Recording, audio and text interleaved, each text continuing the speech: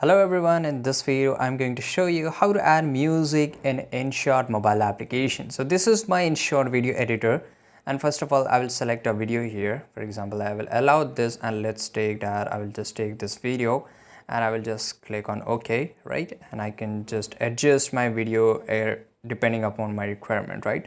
Once I have done, you will see that select one track to edit. So this is my track and I want to add a music. As you can see here, there's a lot of options. There's a one option of music here. And once I go to select and music, for example, if you want to add a music, just click on music, and these are some of the music. Just like how Instagram provide you the music, same way you can just also use into InShot. So for example, if I just want to use any particular music, I can search for it, right? So this is a music. I'll just use this and I will click on copy, right? So here it's copied. By the way, you have to download it. So once I go and select here, this is a download option, so I can just download it, right? And I will, once download complete, I will click on use. Right now you can see here that the music is already added in my track, and I will just put here, you can just put it into below or upside, no worries.